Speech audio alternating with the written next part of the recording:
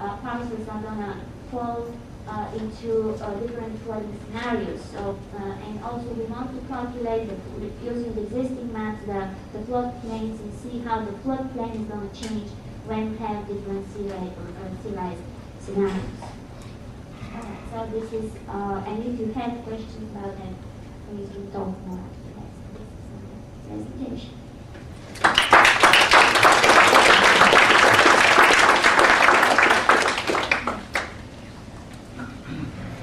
All right, I think we have a couple of minutes for some questions. There. Are printed out or electronic copies of these presentations available to participants on a website or as handouts? Can we do that? Can I put them on our website? Sure. All right, I'll put them on the school's website. The www.fau.edu/SURP, School of Urban and Regional Planning, and I will put them on there. You will find them. Yes?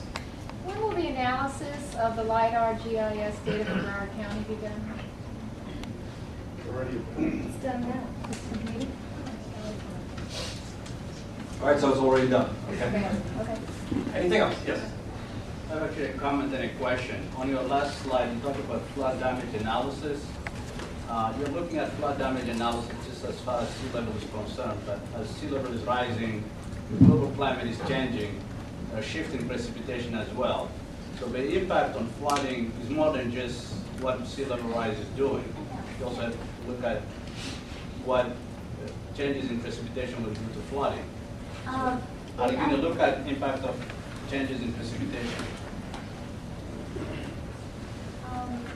Yeah, it was not a very detailed presentation, but I have data on high tide, and also we're going to look at storm surges.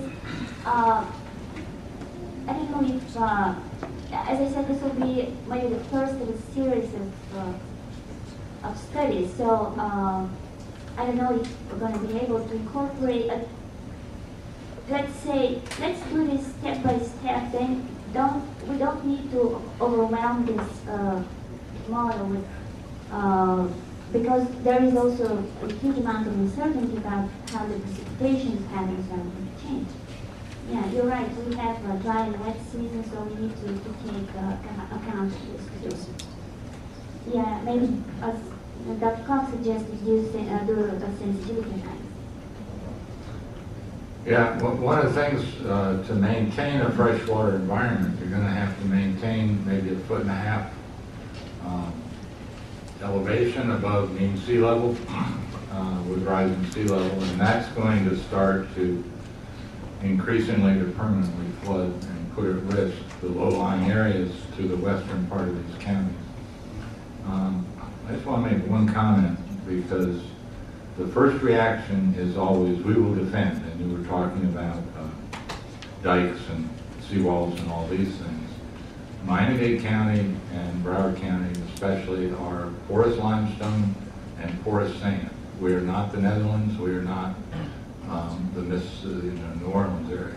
We can build dikes, but it'll come right up through. And the only way it wouldn't if we use unbelievable amounts of energy, to pump water out.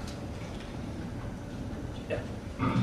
I've read somewhat about the effect of increasing solar radiation being at least part of the equation of global climate change.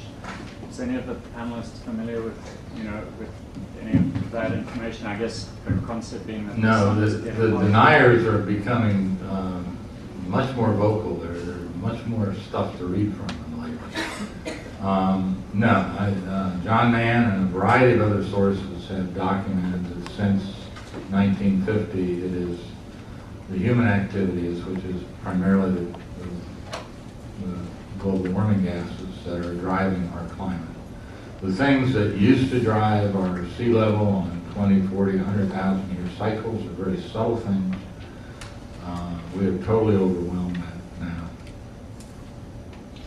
All right, final question there. Yeah, Barry Heimlich. At the Center for Urban, at CUES here, we're doing a study now on the effects of climate change on the water supply and how to try to protect it. One of the things we're finding is that the way of approaching the effect of sea level rise on the landscape, just to look at it from a topographical basis, is a kind of simplistic way to look at it. One of the things that we're finding that's important is to take a look at the water table with respect to the topography. And because what we have now reflects the hydrology of the area. Anticipation is that the water table is going to rise. And to map the topography against the water table, and we're beginning to look into that. Yes, groundwater levels. Right. Let's stop it right here. Let's have a 5-minute break, and then we'll come back with the policy panel. Thank you.